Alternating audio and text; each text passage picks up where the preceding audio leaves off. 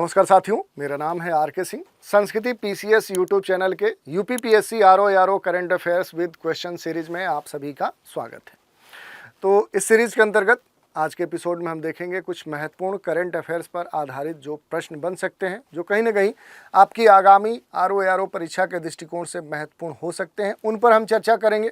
संबंधित जो भी तथ्य होंगे उन पर भी संक्षिप्त रूप से प्रकाश डालेंगे। चलिए, आज के एपिसोड में आगे बढ़ने से पहले आप सभी के लिए सूचना है। संस्कृति आईएएस के द्वारा गणतंत्र दिवस के अवसर पे एक बड़ा ही महत्वपूर्ण ऑफर संचालित किया जा रहा है, जिसके तहत यूपीएससी फाउंडेशन कोर्स के तहत जो लाइव कोर्स हैं उन पर 50% का डिस्काउंट प्रदान किया जा रहा है। जिन कोर्स पर ये डिस्काउंट प्रदान किया जा रहा है वो ये कोर्स हैं। इसके लिए जो लास्ट तिथि है डिस्काउंट ऑफर का वो 30 जनवरी 2025 है, यानी आज ही की तिथि है। और इस कोर्स के कई सारे की फीचर्स हैं, जैसे कोर्स जो वैधता है वो 3 वर्षों तक है। असीमित बार देखने की सुविधा प्रदान की जा रही है। प्रत्येक विषय और खंड पे प्रिंटेड क्लास नोट्स प्रोवाइड किए जाएंगे। नियमित क्लास टेस्ट होंगे जो पीटी और मेंस को ध्यान में रखते हुए संचालित किए जाएंगे। और संस्कृति आईएएस की जो मंथली मैगजीन है वो भी इन कोर्स के तहत आपको प्रोवाइड की जाएगी। ये सारे की फीचर्स थे। अब चलिए जो प्रश्न है उनकी हम चर्चा करते हैं। पहला प्रश्न लेते हैं। पहला जो प्रश्न है वह है, सर्वोच्च न्यायालय के ध्वज और प्रतीक चिन्ह का जो अनावरण है वो किसके द्वारा किया गया। हाल ही में देखें तो सर्वोच्च न्यायालय जो अपने देश का है उसके ध्वज और प्रतीक चिन्ह का अनावरण किया गया। और उसी के संदर्भ में ये प्रश्न पूछा जा रहा है कि आखिर ये जो अनावरण है ये किसके द्वारा किया गया, क्योंकि ये 1 सितंबर 2024 को ये अनावरण किया गया है। तो ये बड़ा ही महत्वपूर्ण तिथि भी है। और किसके द्वारा किया गया आपसे पूछा जा रहा है। Chief justice of India, Bharat के राष्ट्रपति, भारत के प्रधानमंत्री और भारत के कानून मंत्री। ये आपके 4 विकल्प दिए गए हैं। सही उत्तर का चुनाव करना है। तो ये देश के जो राष्ट्रपति हैं और इस समय महिला राष्ट्रपति हैं, कौन है आप सभी जानते हैं। तो अपने देश की जो राष्ट्रपति हैं द्रौपदी मुर्मू, उन्हीं के द्वारा कहीं ना कहीं देखें तो इसका अनावरण किया गया। तो इस आधार पर जो सही उत्तर आपका हो जाएगा भारत के राष्ट्रपति बी। ठीक है, अगला प्रश्न देखते हैं। प्रश्न संख्या 2, निम्नलिखित में से क्या हाल ही में अनावरित भारतीय सर्वोच्च न्यायालय के ध्वज में शामिल नहीं है। तो देखिए ये बात कही गई है, चूँकि पहला प्रश्न हमने देखा कि किसके द्वारा उसका अनावरण किया गया, और अब पूछा जा रहा है कि निम्नलिखित में से क्या हाल ही में अनावरित जो भारतीय सर्वोच्च न्यायालय का ध्वज है उसमें शामिल नहीं है। विकल्प देखिए, अशोक चक्र, सर्वोच्च न्यायालय भवन, संविधान के खुले हुए पन्ने और डॉक्टर अंबेडकर जो है उनका चित्र। तो देखिए सही जो उत्तर आपका हो जाएगा वो हो जाएगा डी, डॉक्टर भीमराव अंबेडकर का जो चित्र है। क्योंकि हाल ही में जो अनावरण किया गया सर्वोच्च न्यायालय के ध्वज का, उसमें संविधान के जो खुले हुए पन्ने हैं उसको शामिल किया गया है। इसके अलावा आप देखेंगे तो इसमें सर्वोच्च न्यायालय का जो गोलाकार भवन है वो इसमें शामिल किया गया है। और तीसरा जो है अशोक जो चक्र है वो भी इसमें शामिल है। और इसके साथ अगर देखें तो इसमें एक और चीज़ आप देख सकते हैं, जो संस्कृत जो श्लोक है उसको भी इसमें शामिल किया गया है। तो इस आधार पर डॉक्टर भीमराव जो अंबेडकर हैं उनका चित्र वहां अनुपस्थित है। तो सही जो उत्तर होगा वो डी हो जाएगा। प्रश्न संख्या 3 देखते हैं। हाल ही में प्रधानमंत्री नरेंद्र मोदी ने बधावन पत्तन का शिलान्यास किया, और ये जो बधावन पत्तन है किस राज्य में अवस्थित है यही आपसे पूछा जा रहा है। विकल्प जो दिए गए हैं वो है उड़ीसा, पश्चिम बंगाल, केरल और महाराष्ट्र। सही जो उत्तर है वो आपको यहाँ पर चुनाव करना है विकल्प के द्वारा कि कौन सा राज्य है जहाँ पर प्रधानमंत्री जो नरेंद्र मोदी हैं इनके द्वारा जो बधावन पत्तन है उसका शिलान्यास किया गया। ठीक है, तो जो सही उत्तर हो जाएगा आपका यहाँ पर हो जाएगा वो होगा महाराष्ट्र। बी जो विकल्प है वो आपका सही होगा। महाराष्ट्र राज्य में देखें तो बड़े स्तर की ये परियोजना है। लगभग ये कहा जा रहा है कि 76,000 करोड़ की ये परियोजना है, जिसके तहत कहीं ना कहीं ये जो बधावन जो बंदरगाह परियोजना है इसका विकास किया जाना है और इसी का हाल ही में शिलान्यास जो है वो देश के प्रधानमंत्री माननीय नरेंद्र मोदी ने किया था। तो इस आधार पे सही जो उत्तर हो जाएगा वो डी हो जाएगा। चलिए देख लेते हैं प्रश्न संख्या 4 क्या कह रहा है कि हाल ही में केंद्र सरकार ने NICDP के अंतर्गत कितने नए औद्योगिक शहरों की स्थापना को मंजूरी प्रदान की है। देखिए विकल्प जो दिए गए हैं 10 शहर, 12 शहर, 14 शहर और 20 शहर। अब देखिए थोड़ा सा इसके बारे में हम समझने का प्रयास करेंगे। तो यहाँ पर ये कहा जा रहा है कि हाल ही में जो सेंट्रल गवर्नमेंट है इसने NICDP, इसका जो पूरा नाम है ये आपको जानना है, राष्ट्रीय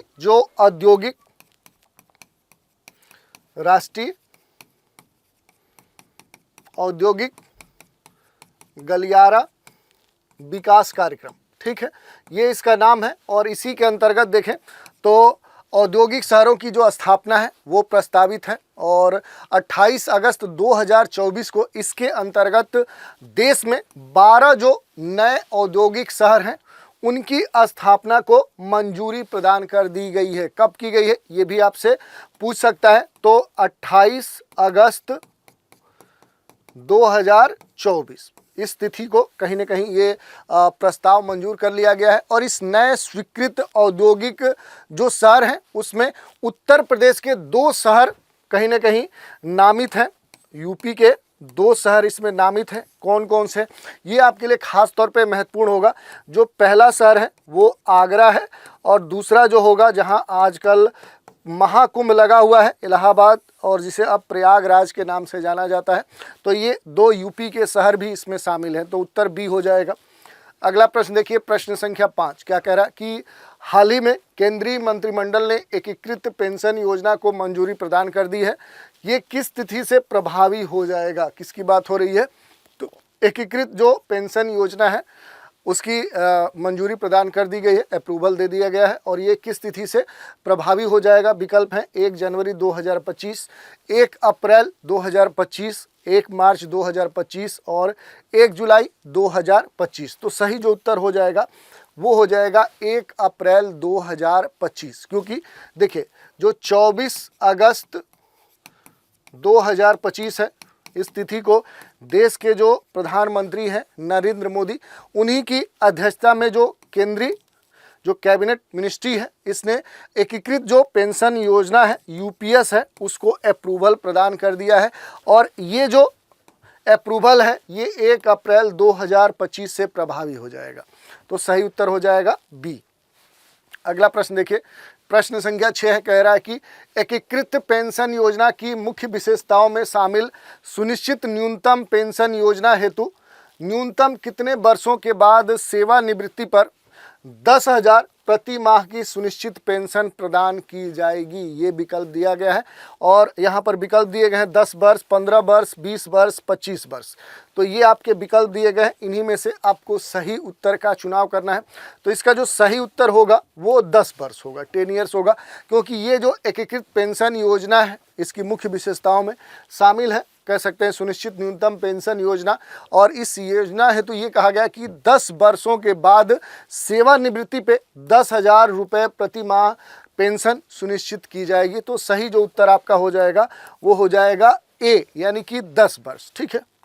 अगला प्रश्न देखिए, हाल ही में केंद्रीय बजट 2024-25 में घोषित NPS वात्सल्य योजना के बारे में कौन सा जो कथन है वो सही नहीं है, गलत है। 4 स्टेटमेंट दिए गए हैं, 4 विकल्प के तौर पे दिए गए हैं। आपको सही उत्तर का चुनाव करना है कि कौन सा स्टेटमेंट है जो गलत है। देखिए ये कहा गया है कि यह एक अंशदान आधारित पेंशन योजना है, तो ये बिल्कुल सही है। ये क्या है, एक अंशदान आधारित पेंशन योजना है। दूसरा कह रहा है कि प्रधानमंत्री ने नई दिल्ली में इस योजना को लॉन्च किया। तो देखिए अगर बात करें तो प्रधानमंत्री ने इस योजना को लॉन्च नहीं किया था।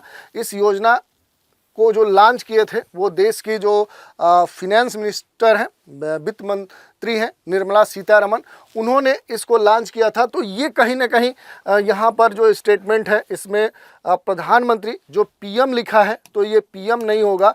इसके जगह पे फिनांस जो मिनिस्टर हैं अपने देश की निर्मला सीतारमण, उनके द्वारा इसे लॉन्च किया गया नई दिल्ली में, ये भी सही है। तो इस आधार पर देखें तो अभी तक ये स्टेटमेंट आपका गलत हो गया। सब्सक्राइबर को प्रतिवर्ष न्यूनतम 1000 का योगदान करना होगा, ये भी सही है। 18 वर्ष से कम आयु के सभी अवयस्क नागरिक इस योजना के लिए पात्र होंगे, ये भी सही है। तो देखिए एक इसमें स्टेटमेंट गलत हो रहा है, वो कौन सा हो रहा है, बी हो रहा है। यहाँ प्रधानमंत्री नहीं होना चाहिए, यहाँ पर क्या होना चाहिए, तो यही यहाँ पर गलत है। यहाँ पर प्रधानमंत्री की जगह पे यहाँ पर अगर देखेंगे तो फिनांस मिनिस्टर होना चाहिए। इन्होंने ही कहीं ना कहीं इस योजना को लॉन्च किया है। तो देश की जो फिनांस मिनिस्टर निर्मला सीतारमण, उनके द्वारा ये लॉन्च किया गया। तो सही जो विकल्प आपका हो जाएगा वो बी हो जाएगा, यही गलत है। ठीक है, अगला प्रश्न देखते हैं। हाल ही में नेशनल इंस्टीट्यूट रैंकिंग फ्रेमवर्क के अंतर्गत जारी इंडिया रैंकिंग्स 2024 में समग्र श्रेणी में किस संस्थान ने प्रथम स्थान हासिल किया है? विकल्प यहाँ पर दिए गए हैं। IIT दिल्ली, बनारस हिंदू विश्वविद्यालय जिसे हम BHU कहते हैं, इसके अलावा भारतीय विज्ञान संस्थान बेलुरु और IIT मद्रास। यहाँ पर 4 विकल्प दिए गए हैं। सही उत्तर का आपको चुनाव करना है, तो जो सही उत्तर हो जाएगा वो हो जाएगा IIT मद्रास, क्योंकि ये भी क्या है कि 12 अगस्त 2024, ये डेट बड़ा ही महत्वपूर्ण है। देश की केंद्रीय शिक्षा जो मंत्री है धर्मेंद्र प्रधान, उन्होंने ही नेशनल जो इंस्टीट्यूट रैंकिंग जो फ्रेमवर्क है उसके अंतर्गत इंडिया जो रैंकिंग्स है उसको जारी किया था। और इसमें देखें तो देश के उच्च जो शैक्षणिक संस्थान हैं उनकी जो रैंकिंग है वो जारी की गई थी। तो जो भी हायर एजुकेशन वाले जो इंस्टीट्यूट थे, इनकी क्या की गई, इनकी जो भी रैंकिंग थी उसको इसमें रिलीज किया गया, जारी किया गया था। और समग्र श्रेणी में लगातार अगर हम बात करें तो 6वें वर्ष, यानी कह सकते हैं कि वर्ष 2019 से लेकर 2024 के बीच में एक ही संस्थान है जो लगातार इस रैंकिंग में जो फर्स्ट पोजीशन है वो प्राप्त कर रहा है। और वो जो पोजीशन है वो कौन प्राप्त कर रहा है, तो वो IIT मद्रास प्राप्त कर रहा है। तो इस आधार पे जो सही उत्तर हो जाएगा वो डी हो जाएगा। अगला देखिए, हाल ही में किस राज्य ने देश के पहले सकल पर्यावरण उत्पाद सूचकांक को लागू किया है? बड़ा ही महत्वपूर्ण प्रश्न है कि हाल ही में कौन सा भारत का स्टेट है जिसने देश का पहला सकल पर्यावरण जो उत्पाद है, ग्रॉस इन्वायरमेंट प्रोडक्ट है, इस इंडेक्स को लॉन्च किया है? विकल्प है यूपी, उत्तराखंड, मध्य प्रदेश और केरल। सही जो इसका उत्तर होगा वो यूके हो जाएगा, उत्तराखंड हो जाएगा, क्योंकि हाल ही में देश का पहला राज्य बन गया उत्तराखंड जिसने सकल पर्यावरण जो उत्पाद सूचकांक है उसको लॉन्च किया है। और इस सूचकांक के जरिए जो उत्तराखंड है, ये क्या पता लगाएगा, ये आपके लिए सबसे अधिक महत्वपूर्ण है। तो इस सकल पर्यावरण जो उत्पाद सूचकांक है, इसके द्वारा उत्तराखंड ये प्रयास करेगा कि पर्यावरण से क्या सेवाएं ले सकते हैं और इसके बदले पर्यावरण को क्या वापस कर सकते हैं, ये एक महत्वपूर्ण कह सकते हैं जानकारी मिलेगी। यानी कि सेंटर में इन्वायरमेंट है कि इन्वायरमेंट को हम क्या दे सकते हैं और इन्वायरमेंट से क्या ले सकते हैं, ये यहाँ पर महत्वपूर्ण जो विषय है इसका पता लगाएगा उत्तराखंड। और इसी के लिए कहीं ना कहीं सकल पर्यावरण उत्पाद जो सूचकांक है ये लागू किया गया है। तो सही उत्तर हो जाएगा बी, उत्तराखंड। आज के एपिसोड का अंतिम प्रश्न है, बड़ा ही महत्वपूर्ण है। हाल ही में SDG इंडिया इंडेक्स के 4थे संस्करण को किसके द्वारा लॉन्च किया गया है? खास तौर पे देखें तो ये जो नया एक तरह से इंडेक्स है ये बड़ा ही महत्वपूर्ण है और चर्चा में है। और इसके संदर्भ में ये पूछा जा रहा है ये किसके द्वारा लॉन्च किया गया है? दिया गया है कि द्रौपदी मुर्मू है, नरेंद्र मोदी है, सुमन बेरी हैं या अमिताभ कांत है। सही उत्तर का चुनाव करना है, तो सुमन बेरी के द्वारा कहीं ना कहीं इसे लॉन्च किया गया। भारत के शीर्ष सार्वजनिक जो नीति थिंक टैंक है, नीति आयोग, उसी ने जुलाई में, कब, तो जुलाई जो महीना है इस महीने में नवीनतम जो SDG इंडिया इंडेक्स है इसको लॉन्च किया है। और इस इंडेक्स को नीति आयोग की उपाध्यक्ष है कौन?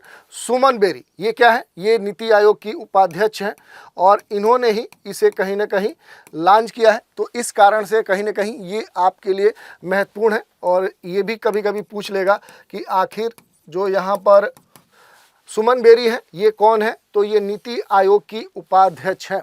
तो इन्होंने ही कहीं ना कहीं एसडीजी इंडिया इंडेक्स के चौथे संस्करण को लॉन्च किया है। तो सही जो उत्तर हो जाएगा सी हो जाएगा। नीति आयोग की जो उपाध्यक्ष है सुमन बेरी। तो इस तरह से आज के एपिसोड में जो महत्वपूर्ण करंट अफेयर्स हैं उन पर आधारित जो प्रश्न हैं उन पर हमने चर्चा की और उनसे जुड़े हुए जो भी महत्वपूर्ण तथ्य थे उन पर भी प्रकाश डाला। तो आज के एपिसोड में इतना ही। आप सभी हमारे साथ बने रहें, इसके लिए धन्यवाद।